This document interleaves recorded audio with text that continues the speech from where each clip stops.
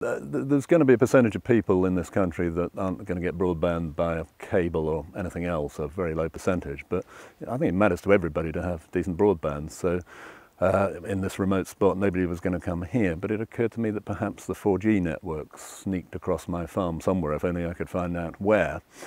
So with some interesting research, I managed to establish that it's here, and it rather quaintly goes straight between two hill forts and picks up the transmitter just outside Warminster.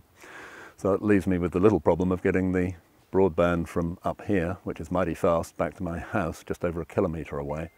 So I got hold of a bunch of guys that do optic fibre and bought a kilometre and the rest, 1,100 metres actually, of optic fibre, carefully laid it all the way back to the farm, plugged in each end through special devices each end, plugged it back into my computer, and whoosh, never seen anything like it.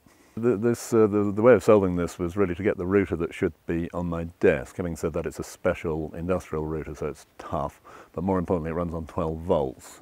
That's important because up there is a car battery in the lowermost box. The one at the top's got the router in it, and the solar panel keeps the battery charged.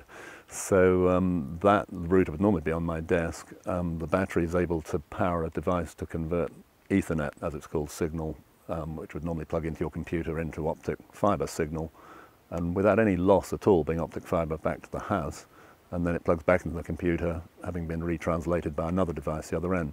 So the very top box up there has the router in it that should really be on my desk if I was using 4G.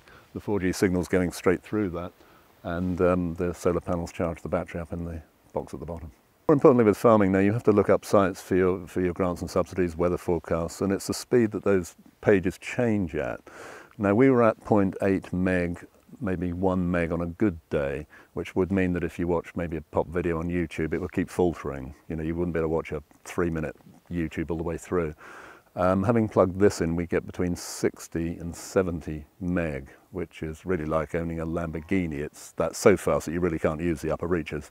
For most people, more than 10 would do nicely, but I'm coming across people now, I'm sharing this business, who've got 0.4, 0.8. I mean, that just isn't enough to do business nowadays. The optic fibre, to answer your question, costs about £1 a metre, and the translators each end cost about £150 each. So it's going to cost you maybe £1,500, maybe £2,000 for a serious installation, but it's a one-off cost, it's tax deductible, and actually there are government grants to get yourself online. I mean, the government wants you online so they can collect your taxes online.